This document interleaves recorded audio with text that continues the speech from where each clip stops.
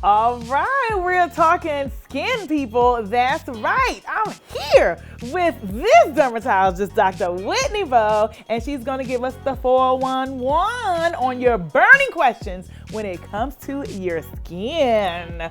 We probably shouldn't use burning. I keep using it. Burning skin, maybe not in the same sentence.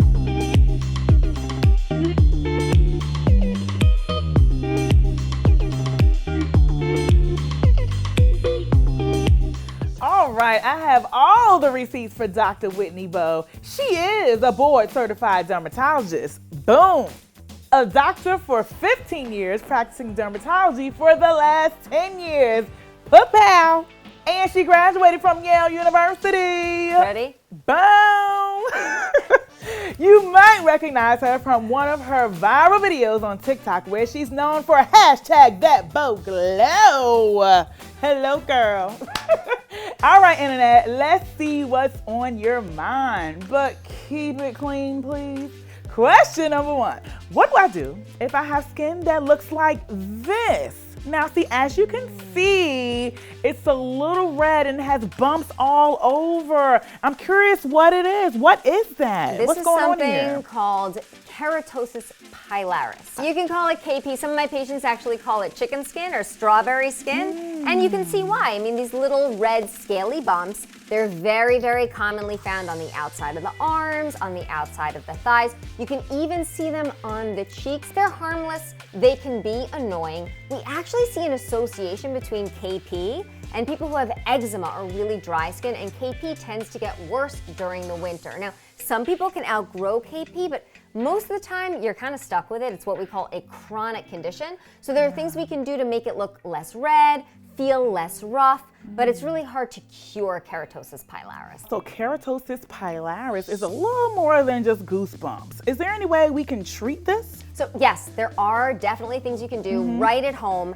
3 of my favorite treatments for KP. Number 1, acids. Number 2, retinoids. And number 3, ceramides. So let's go back to acids. Acids, especially gentle acids, you can find them over the counter, in creams and lotions. They can be amazing for exfoliating away those sticky, sort of rough, spines on the arms. Yeah. What's happening there? It's actually the buildup of a protein called keratin that's clogging your hair follicles. So you can imagine if you're sort of dissolving it away with a little acid action, it can make a real difference. And then one of my second favorite treatments is retinoids. And you can get a prescription from your doc, but you can also get retinoids over the counter. The ingredient to look for is retinol, right? That's a great one. Yeah. And then my last treatment is ceramides, and that's really important because I mentioned before that people who have dry skin or eczema are more prone to keratosis pilaris, so hydration is key. And ceramides are those lipids, those nourishing, moisturizing ingredients that your skin needs to stay hydrated. This next person from TikTok wants to know, what should I do with ingrown hair? Take a look at this video. As you can see, they are pulling the hair right out. First of all, what causes ingrown hairs? So Rhenotha, you can get ingrown hairs from shaving, plucking, threading, waxing, dermaplaning. So all of those things can actually lead to ingrown hairs. And actually people who have curly hair are much more prone to ingrowns, right? So what's going on with an ingrown hair? So take a look at this. This is a normal hair follicle. So this is what it's supposed to look like. The hair follicle is supposed to follow this nice path all the way out and pierce through the surface and find its way out, right? Yeah. But what happens with an ingrown hair is that it takes a little twist, it takes a little turn, and it dives back into the skin. Gotcha. And when it does that, the skin is sort of like, what is this? It acts like it's a wooden splinter, right? It's called a foreign body reaction, and the skin basically creates like a little wall of inflammation around that hair, and that's what creates that red, tender, sometimes painful bump that we associate with ingrown hairs. Ingrown hairs are no fun. What can you do at home to get rid of ingrown hairs? So if you're struggling with an ingrown at home, you can use warm compresses. You can use an over-the-counter ingredient called hydrocortisone that can help with the inflammation. If it's not painful and you're just trying to get the hairs to the surface, you sort of know they're trapped under there, you can use a retinoid. Really, guys, when it comes to ingrowns, prevention is key. Yes. So I'm gonna give you guys a tip when it comes to shaving, because most of you guys are getting ingrowns from shaving. So how can you prevent ingrowns when you're shaving? So what you want to do is you want to shave with the green. So see over here, this is the direction of hair growth, right? So people who want that close shave, they shave against the grain, right? Because that gives you that close shave, that nice smooth baby's bottom feeling. But when it comes to ingrowns, the closer the shave, the worse. Right. The more likely you are to get those ingrowns. So you want to actually shave with the grain. Maybe even use an electric razor. You don't want to get that really super close shave. Now, I've seen a video like this where they use strings to get rid of ingrown hairs. What do you think about that? What say you, Dr. Bowe? Yeah, so I reacted to this video, something called a duet on TikTok. It got over 12 million views. I think a lot of people just hadn't seen threading that close and personal and didn't really know what it entails. So threading is taking 2 cotton threads, twisting them, and rolling them over the skin. Now in this video, what's interesting is that threading is actually treating the ingrown. It's dislodging the ingrown hair, but for those of you who are listening before,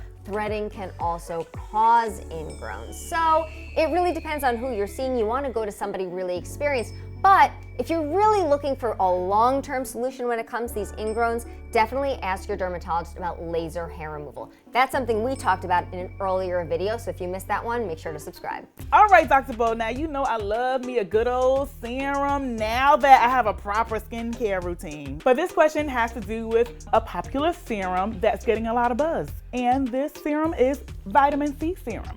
This person from Twitter wants to know, is vitamin C serum really necessary? Oh, yeah. So I am a huge fan of vitamin C serum. So you guys, whatever skin condition you're dealing with, if you want to prevent fine lines and wrinkles, if you're dealing with dark spots, uneven tone, if your skin just looks dull, you want to be using a vitamin C serum. I haven't met a face that doesn't benefit from vitamin C Even serum. me? Well, I'm just saying, she's kind of cute over here, okay? looking good. So you're the exception. Most of Okay. you guys need a vitamin C serum, and the earlier you start, the better. It's amazing for prevention. You want to be using a vitamin C serum in your morning routine. So you cleanse, pat dry, vitamin C serum, then you want to apply a moisturizer, and then you want to apply your sunscreen. So vitamin C serum is going to help boost collagen production. It helps even out skin tone. It brightens dark spots. It does so many amazing things for the skin, and it even acts like a shield on your skin all day long because it's what's considered a potent antioxidant. We're exposed to free radical damage.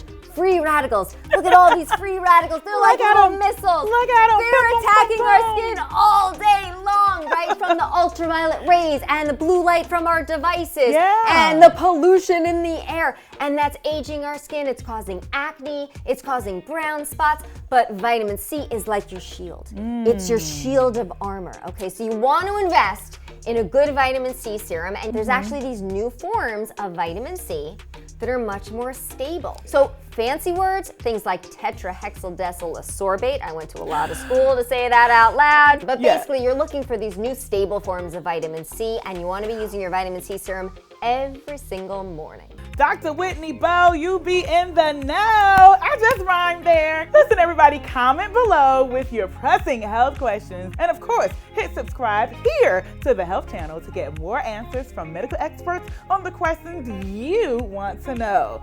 Dr. Whitney Bowe, thank you so much for answering our burning, I said it again. Oh, burning. You're killing me. Killing me. Oh, goodness. Burning health questions. We'll see you next time.